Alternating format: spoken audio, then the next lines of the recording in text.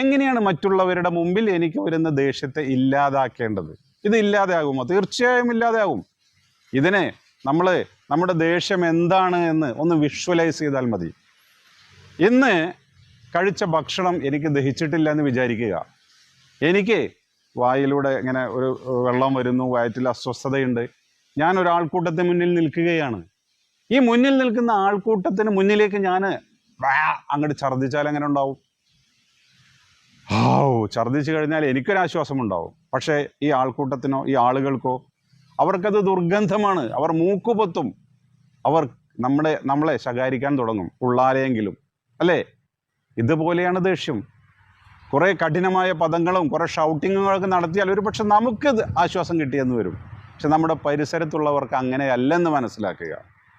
ഒരു പക്ഷേ നമ്മളെ അനുസരിക്കാൻ വിധിക്കപ്പെട്ട, നമ്മളോട് കീഴൊതുങ്ങാൻ വിധിക്കപ്പെട്ട കൊച്ചു കുഞ്ഞുങ്ങളോ അല്ലെങ്കിൽ നമ്മുടെ ഭാര്യമാരോ ഒക്കെ ഇത് സഹിച്ചെന്ന് വരും.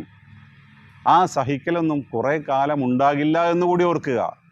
നമ്മൾ ദേഷ്യപ്പെട്ട് പേടിപ്പിച്ച് വളർത്തിയ മക്കൾ മുതിർന്നവരാകുമ്പോൾ, അവർക്ക് കൈകൾക്ക് ബലമുണ്ടാകുമ്പോൾ അവർ നമ്മോട് തിരിച്ച് ദേഷ്യപ്പെടാൻ തുടങ്ങും. കാരണം അവരുടെ ഉള്ളിൽ ഈ ശീലത്തിന് വിത്ത് പാകിയത് നമ്മളാണ്. അന്ന് നമുക്കത് നിശബ്ദമായി കണ്ടു നിൽക്കാനേ കഴിയുകയുള്ളൂ. നേരെ മറിച്ച് സ്നേഹിച്ചാണ് വളർത്തിയിട്ടുള്ളതെങ്കിൽ എന്നും അവരുടെ ഉള്ളിൽ ആ സ്നേഹം കാണും.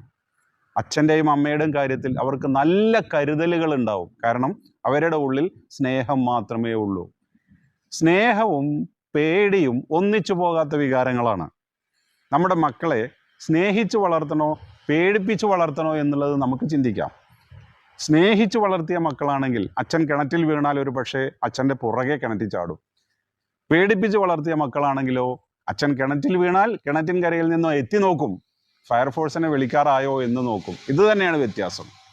അതുകൊണ്ട് ദേഷ്യം എന്നുള്ളത് നമ്മുടെ ശരീരത്തിൽ നിന്ന് പുറത്തു വരുന്ന ഒരു വൃത്തികെട്ട വസ്തുതയാണെന്ന് മനസ്സിലാക്കിയാൽ മതി.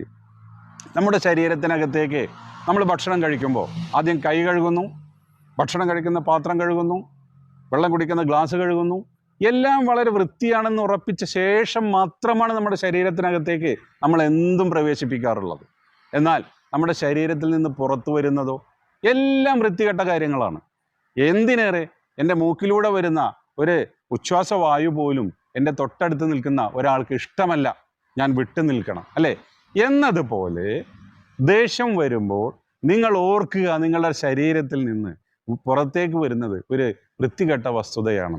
ഞാനീ പറയുന്നതെല്ലാം അമിതമായ ദേഷ്യത്തെക്കുറിച്ചാണ്. ദേഷ്യം എന്നുള്ളത് സാഹചര്യങ്ങൾക്കനുസരിച്ചാണ്.